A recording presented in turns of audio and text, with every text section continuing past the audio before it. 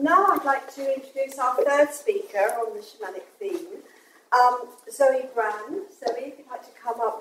Zoe is a practicing shaman, and she is one of the UK's leading shamanic practitioners. She's written a great deal on travel literature, and she's director of Shaman's UK, I believe. And her talk is going to be on Spirit and Shaman, Altered Consciousness and the Development of Creativity. So, Zoe, Bran, thank you very much. Thanks.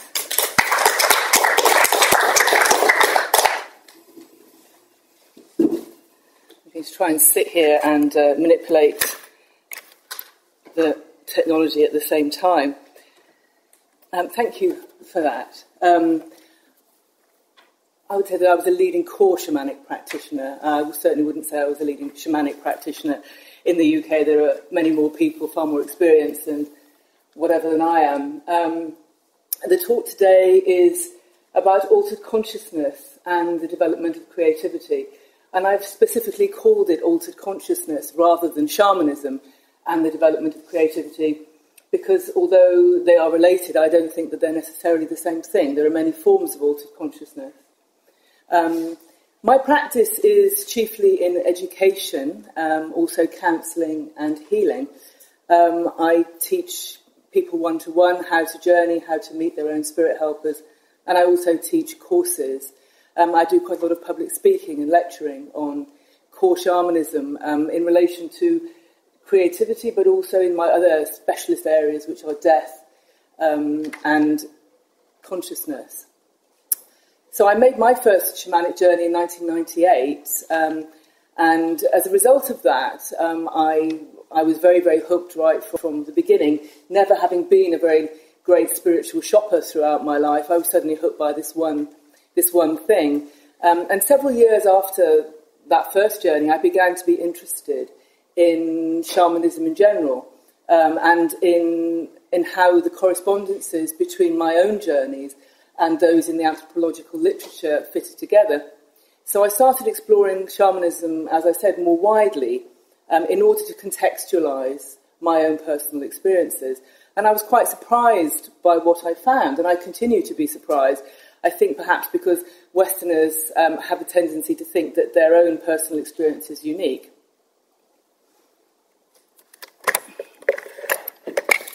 No, I don't think I can do it from sitting, actually.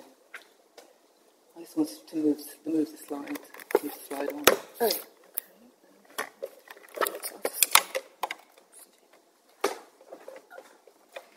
Oh yeah, thanks.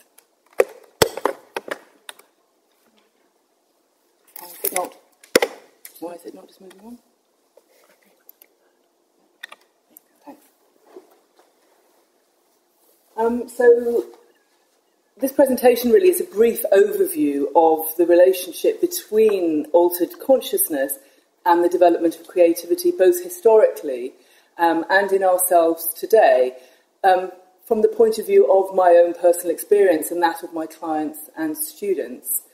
I put this quote in here from Jung. Philemon and other figures of my fantasies brought home to me the crucial insight that there are things in the psyche which I do not produce, but which produce themselves and have their own life. And I put that in there because that is very much my personal experience of meeting the numinous. That is my experience of the shamanic journey at that point where you go into the unknown, that things are coming through my psyche but are not the product of my psyche. And these two things here, I don't think I'll have a chance to explain them in much detail for time reasons. But these are just examples of how I personally use core shamanism to resolve everyday problems. This here is the cover of my last book of travel literature on Cuba. And having spent several months in Cuba, I came back with 70,000 words of notes, feeling quite depressed. It's a rather depressing place if you spend any time there. And knowing I had to write a book. And pressure is when you look on Amazon and you see the cover of your book with your name on it, and you haven't even written the first word. And so I was thinking, oh my God, how am I going to start to write this? So I did a journey, and in the journey I was shown myself picking up the island of Cuba and holding it in my arms like a baby, And as I did that, I felt this huge tenderness towards it. And instead of the depression and the sort of the angst about the book that I'd felt, I had a completely different sensation. And the next day, I started to write the book. This here is my stag represents a journey that I took because I was doing a lecture at Canterbury Christchurch University on shamanism and sound and healing. And I didn't know who would be in the audience. I mean, like here, I have a fairly good idea of who will be in the audience, but I didn't know there who would be. And so I asked, how should I pitch this? What should the tone of this be? And I met my lower world helper, who happens to be a stag, and he took off his magnificent antlers and he put them on my head, at which point my neck collapsed under the weight of these huge antlers, by which I understood that don't put too much on people's heads. I mean, it's as literal as that. And so I asked, how should I pitch it then? And he started to do this weird dressage movement, basically show, don't tell. So my definition of spirit that I'll be talking about today is, by spirit, I'm talking about everything that is. I'm talking about the animating principle that is everything, both material and immaterial. So that is what I mean by spirit. By spirits, I'm talking about manifestations of that all. Core shamanism is very basic, it's very simple, and often very profound. So how does one move into the journey? Mostly through percussive sound. Some of you may have heard the panel this morning talking about substances, about DMT, which is very, very interesting. Having listened to that panel, however, some people may take away the idea that all shamanism is to do with drugs. In fact, only 10 to 15% of shamans around the world actually use hallucinogenic substances to make the shamanic journey. The rest of us make do with percussive sound. You can actually hear some of that. You can hear some of that sound on here, very briefly.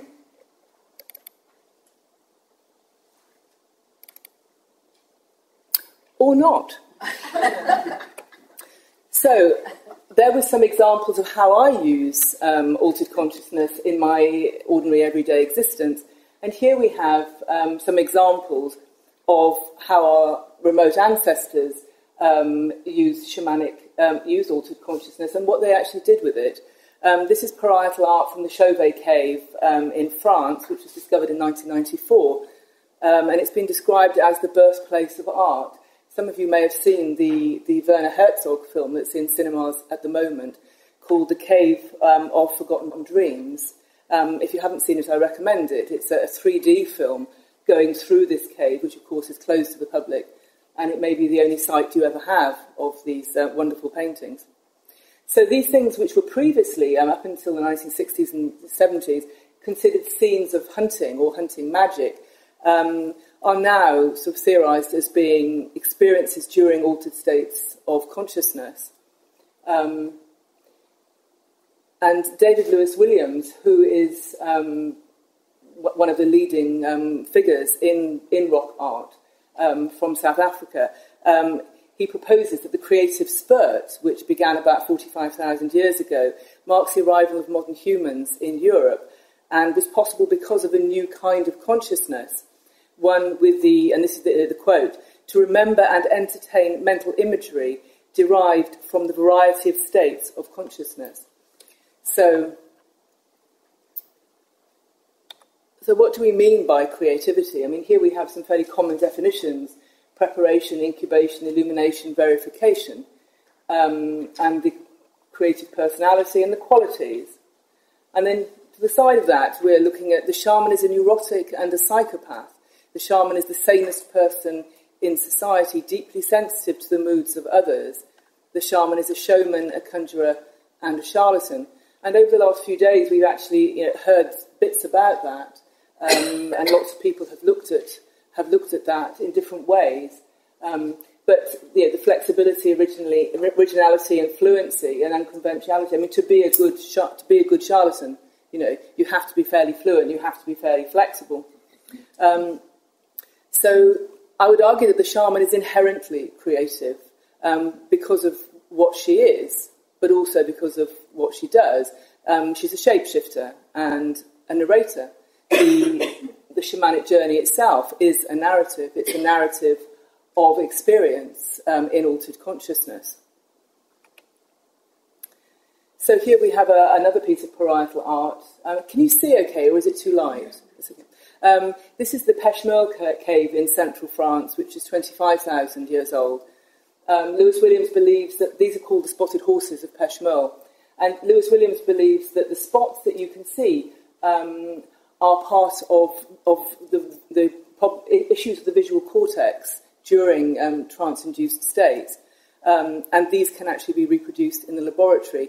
You may have noticed in the previous panel there was a lot of geometric things, a lot of zigzags, and you also see that in parietal art as well. And he argues that all of these things are trance-induced images. The spots extend well beyond the horse. I particularly like the fact that the horse's head has been shaped to the contour of the rock itself. And note the hands. We'll look at those again in a moment. David Lewis Williams uses the word shaman to characterise those who altered consciousness for these particular purposes, and they're very similar in a sense to what we were just hearing about in the previous presentation, to heal the sick, to contact spirits and supernatural entities. And there are also weather shamans. So shamans use dissociation and other experiences of altered states of consciousness to achieve these ends. Of course, it's very difficult to know, if not impossible to know, whether what we would call shamanism today, or whether what I might do, has any bearing at all on what the people who made these paintings did. But in a sense, that's the purpose of this presentation, is to try and unravel in some way those particular issues. Some of you may also have seen this. It was in New Scientist, I think last year. 25 symbols covering 25,000 years of human development, often specifically grouped together. And these appear in caves around the world. And the researchers who produced this feel that it may represent written communication, not in the sense of an alphabet or in terms of meaning. But, if those theories are right, then, and these also came from altered consciousness, then it suggests that altered consciousness and creativity, then these symbols too may have been created to express spiritual experience, not in an illustrative form, but in an abstract form. So the remarkable sort of similarities and the global spread of this rock art is reflected here in petroglyphs. These two are quite similar, although they're from very, very different parts of the world, and these things appear all over the world. They're called cup and ring petroglyphs. The one here on the left is from Dumfries in Scotland and is between 3,000 and 2,000 years old. And this one here is in southern India and is also approximately 3,000 years old. And these, as I say, these are very common around the world. And of course, then the commonality of these things raises sort of speculation about how did this commonality occur. You have the out of Africa theory, that our ancestors left Africa, with all their creativity and their altered consciousness techniques fully intact and carried them, sort of almost unchanged around the world. Or you have David Lewis Williams' theory, which is that everything you see is simply the product of neurological experience in the human body and mind. Or, of course, finally, you have the idea that perhaps these things are real, and the consistency is because they have some ontological reality in space that is not within the material. So my own practice has led to specific interest in consciousness, as I mentioned, and its relation to perceptions of spirit and spirituality. So in the process of researching rock art for other presentations and writing about it, I noticed the following, and there are two different things being explored here. These are images of the electromagnetic field, and when I looked at the first one, the one on the left, it struck me as being extremely similar in a lot of ways to the cup and ring images. and nobody actually knows what the cup and ring images are of, as far as I'm aware. So that's one thing. There's a similarity between the EMF images and the cup and ring. And the hand, I think the hand is probably slightly anomalous, but in the first one, I'm just simply standing there ordinarily and not thinking about anything particular. In the second one, there's 30 seconds between those two pictures, and between that one and that one, I've picked up my rattle, I've called my upper world teacher to me, I'm holding up my hand, and the hand I'm holding is in altered consciousness, touching the palm of my upper world teacher, so like this. And I don't know if you can see, but there's actually a golden ring of light on that hand. And I just came across that, and I thought, I wonder if I'm just putting this out there for your interest, really. I'm not making any claims of any kind here. But one of the most interesting things about this is that there is actually a double electromagnetic field in both images, like somebody invisible is standing over my left shoulder. And the shape of mine is kind of kidney-shaped, what would be known as the crown chakra, although, of course, in core shamanism there are no chakras. And over my left shoulder, there's an egg-shaped one. And as I rattle and as I alter my consciousness, not only does mine change completely, and you can see that the third eye here has opened, but the one beside me has changed even more than mine, but mine and it have started to come together. I have no explanation for that whatsoever. Here we have the idea of physical creativity. We've talked, we've heard in various panels and about shape-shifting.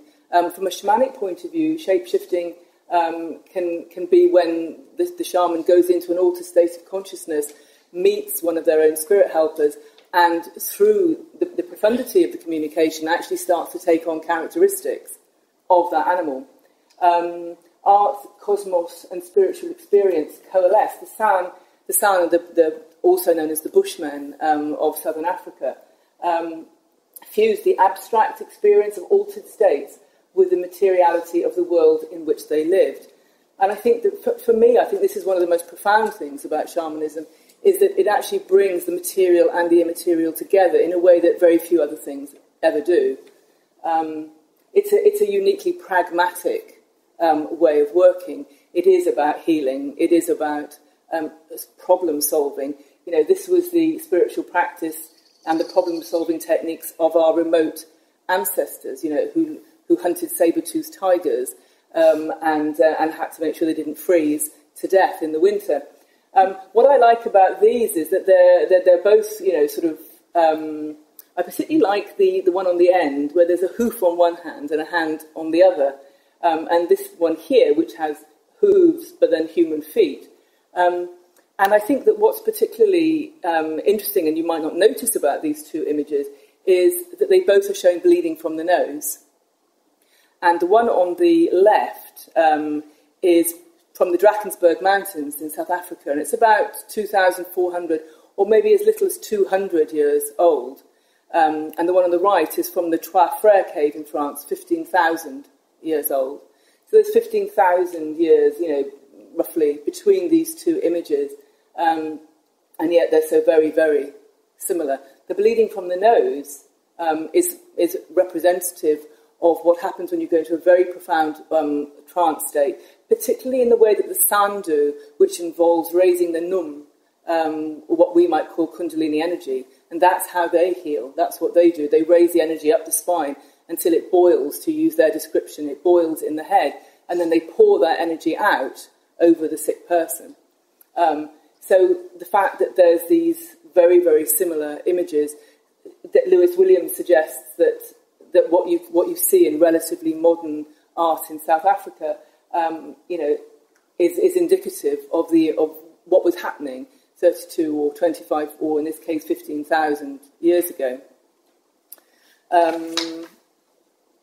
So we've talked a lot about shaman and shamanism and all that thing, but what is a shaman, actually? The word shaman comes from the Tungus language of Siberia, and it means the one who sees. But what is it that the shaman sees? The shaman sees into the true nature of things. It also can be translated as the one who knows. And I have to say, I don't think I'd have particularly wanted to go to Oshir for a healing. He looks a little bit, he looks a bit dodgy, isn't he? But you can see here on the end, I think this one is from Poland. The one in 1785 is from Poland, and I think that this is Mongolian, and I think that this is Siberian. But there are even though there's a couple of hundred years between these, there's still a very clear stylistic similarity. And the guy on the end, he's got kind of hobbit feet, and there's there's the man and the animal are coming together as he's drumming.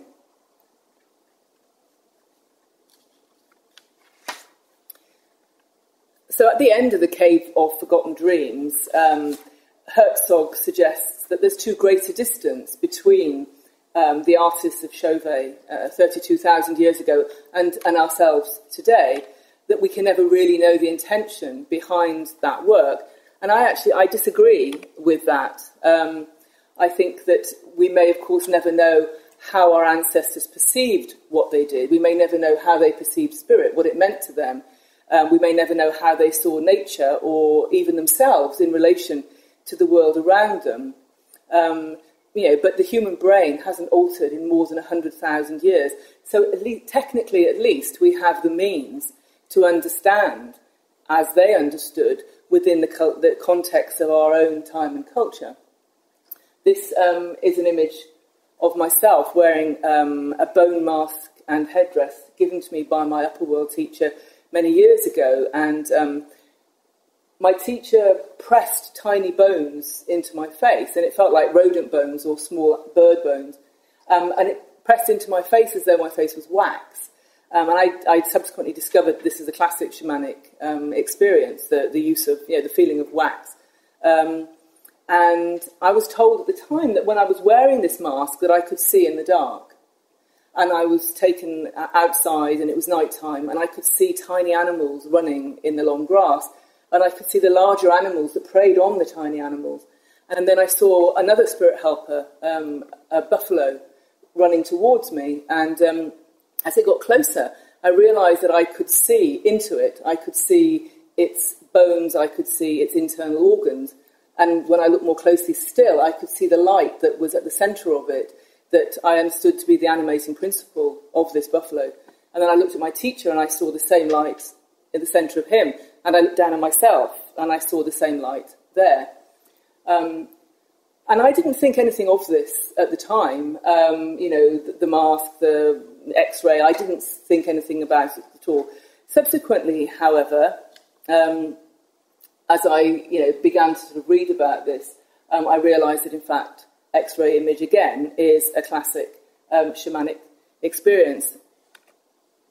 And I took this picture when I was in South India. It's the same place as the cup and ring image that you saw earlier. And I stood looking down at this and I realised that it was a buffalo running in X-ray.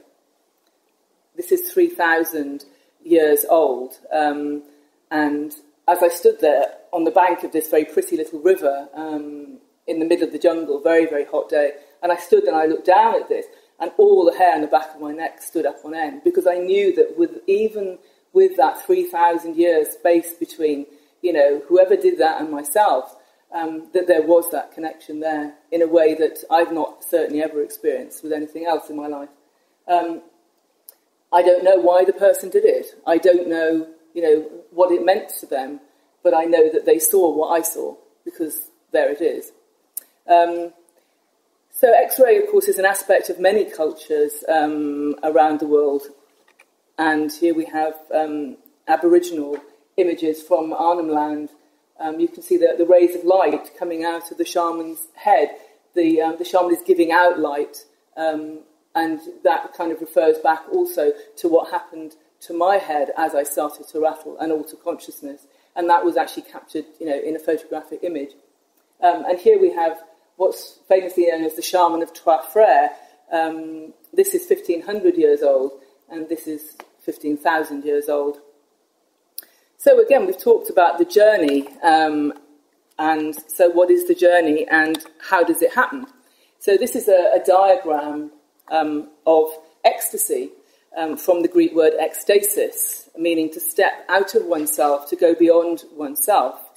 And the drumming that, so basically this is a little stick person lying down, listening to drumming. The drumming can be live drumming, it can be drumming on headphones. I say I'm listening to my shamanic iPod, and how this is simply a diagram of how you move from here to there, although of course there is no here and there is no there, because everything is one. In core shamanism, everything is one. There is no separation between anything, between me and this table, between life and death, between the water in the jug and the jug itself. Everything is one. And how you go to the various worlds of shamanism is a process of memory. You find a place that you actually know, somewhere that you actually remember. And having gone into that, you then move past it or through it by means of making up the next phase. You go into the cave that's real, but how do you get out of the cave into your lower world? You make up a tunnel, you make up a door.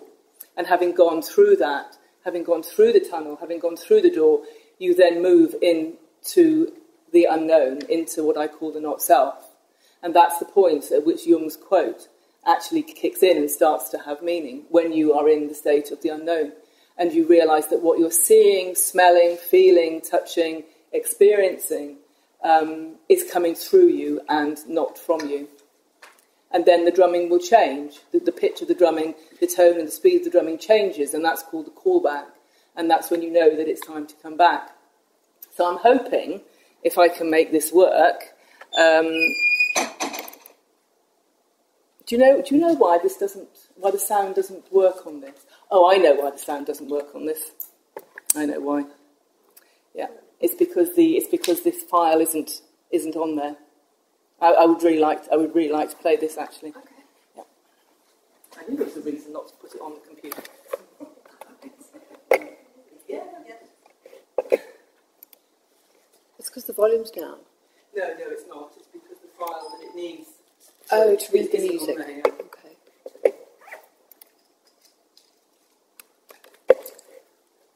Could we have the door open a bit more? Actually, it's really hot. Thanks.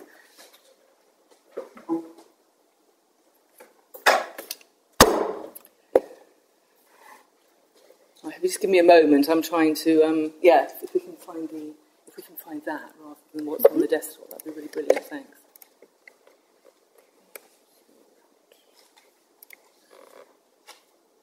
It was that one, I think. Yeah, and it's that. Yeah. And now it's all in there. So if we go there, that's brilliant. Thank you. Okay, and then if you just click there again. Right, thanks. There. Just click there. Oh, right. Thanks. Right, this. So we might actually be able to hear a bit of drumming. Yeah. So that's the kind of rhythm that I usually journey to, relatively slow, not bang bang, not completely hysterical. So I'll just move on quickly to. This is an extract from a journey that I did specifically asking about creativity and the nature of creativity, and this is about 6 minutes towards the end. It's already been going on some considerable time at this point, but you'll hear the different change in my voice and the tone in my voice to how I'm speaking now normally.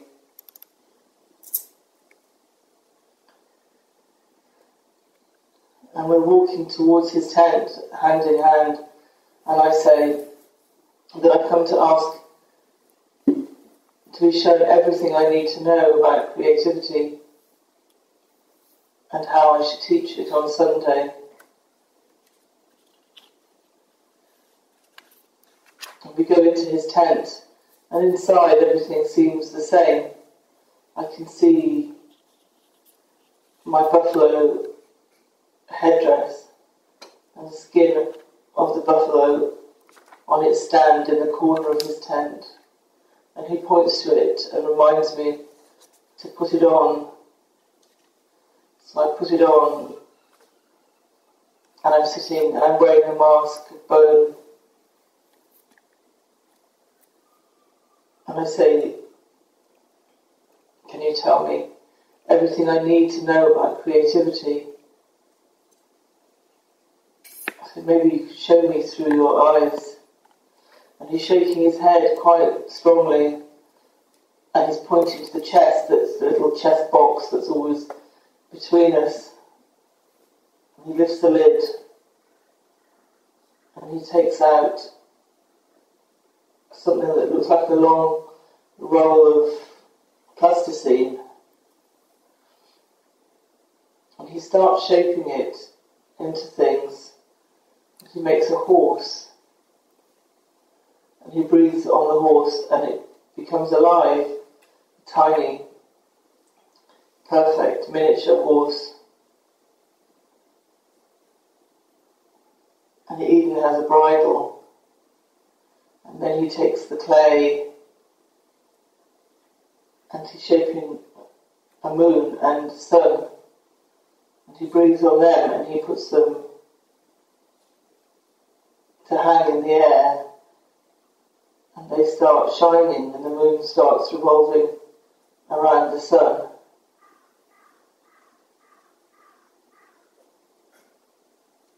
And he picks up the plasticine and he's shaping it now to a bowl.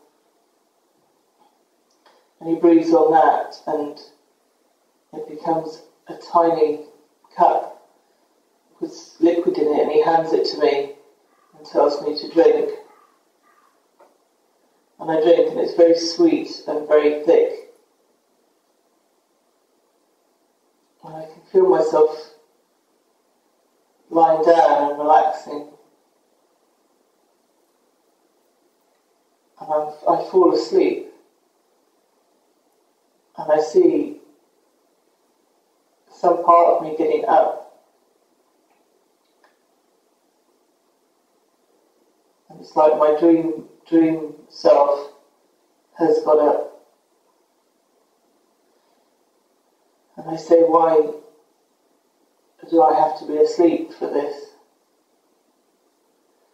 And he says, come. And the top of the tent opens and we go up through it.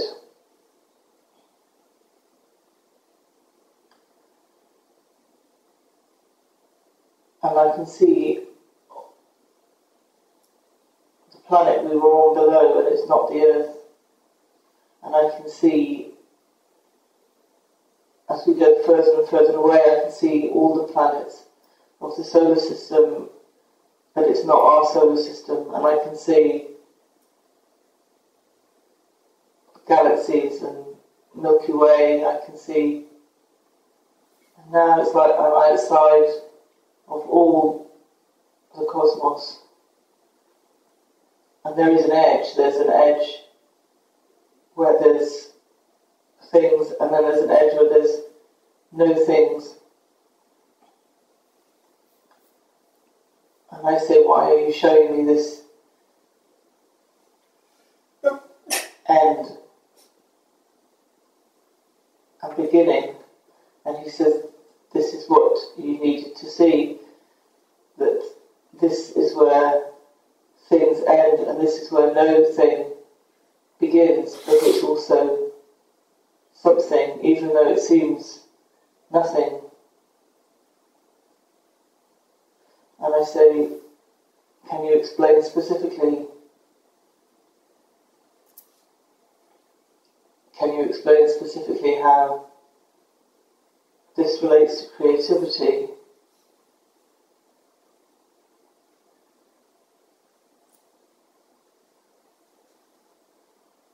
And we set off into the nothing, and it's very cold, and there's a sense of pressure,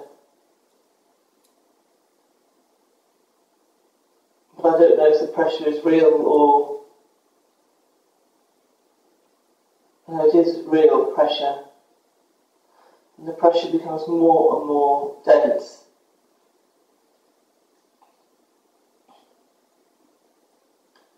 And I can feel that I am forming a planet, that my body is changing into a rounded shape, and that I have now become